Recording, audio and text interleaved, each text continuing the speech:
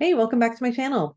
In this video, I am giving you some of my best tips for how to manage your emotions and your mindset right before a negotiation. This is video 3 in a 4 video series. If you want to watch all the videos in the series, then head to my channel and click on the Art of Negotiation playlist. In week 2 of the course, we talked about mindset management, and we talked about ways that you can turn defeating thoughts that tend to float around in your monkey mind into powerful thoughts. And I had given you an exercise that you can use. In the workbook that you received this week, on page 9, there's a whole section on how you can prepare your mind for a negotiation. And preparing your mind is more than just gearing yourself up mentally with powerful thoughts. And that exercise is in this section for you as well. But it also takes into consideration other things that you can do to make sure that you are in a good place as you approach your negotiation. So there's 3 things that I want to talk about in this video. Filling your cup, taking care of yourself physically, and making sure that you have a circle of support around you. So filling your cup, there is strong evidence that negative emotion can be countered or mitigated by ensuring that you have a cup full of joy in your life. And so the idea that you can almost preload your mind with positive emotion helps you to be set up for the bumps and the challenges and the self-doubt that inevitably will come up when you're going through a negotiation. So in the workbook, I offer, 20, 25, 30 different examples of things that you can do to fill your cup. The point of these exercises are to really cultivate positive emotions in your life. So that, by the end of the day, if you look back, you go, oh, that was a good day. Today made me feel good because I went to the playground and went swinging on the swings and sliding down the slide. I went for a walk in nature. I spent some time with my spouse or my partner. I gave up housework for the day and I sat down and I played with my kids. The things that just bring you joy, that lift your heart up, prepare you mentally for harder things. And so it's like moving the needle. It's like filling your gas tank. It's, we've all heard about sleep deficit and how we have a sleep bank, and that you can actually make sure to rest additionally if you know that you're going to have a time when you don't have access to sleep. So it's the same idea, is fill your emotional cup with great experiences so that you're prepared and going into a negotiation in a great way. So filling your cup also means not doing those things that drain your cup.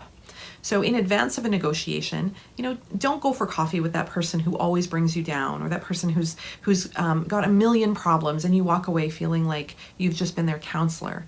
Don't do things that make you feel unworthy, spending the day doing housework and your family doesn't notice. Don't do those things that are your triggers for feeling badly about yourself. Focus on the good. So the workbook asks you to identify some of these things and build them into your plan for the time before and during a negotiation. Make sure that you're keeping that cup full so that you have a well of positive emotion to draw on. Also, take care of your physical needs. So I know that this is obvious, but what happens when we are under stress is that we end up doing more things.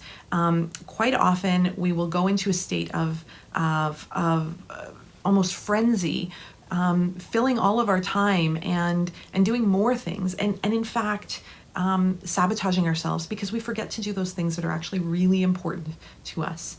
So drinking water, eating healthy meals, going for a walk, or doing some kind of physical activity, whatever it is that is appropriate for you. Getting enough sleep.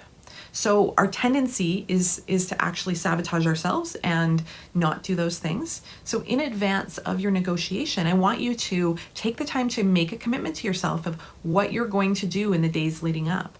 You're going to make sure that you have a good sleep routine and you get into bed on time every day, that you're drinking more water than coffee or pop, that you're avoiding alcohol and drugs, that you're making sure to take your medication.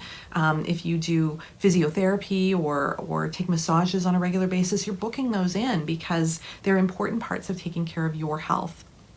And also make sure you know what your emergency meal is. When something goes wrong, when work blows up, what's a healthy pantry meal that you can make that you don't feel guilty about, that you don't feel guilty feeding to your family?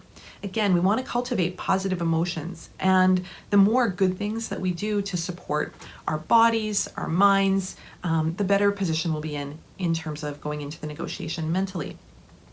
And then the third thing, and you may have discovered this in terms of the exercise last week in the Council of the Wise, but you want to surround yourself with people who lift you up. So the book asks you to make a list of the people that you can call to elevate you, to remind you of how great you are, to pump you up both during and before a negotiation.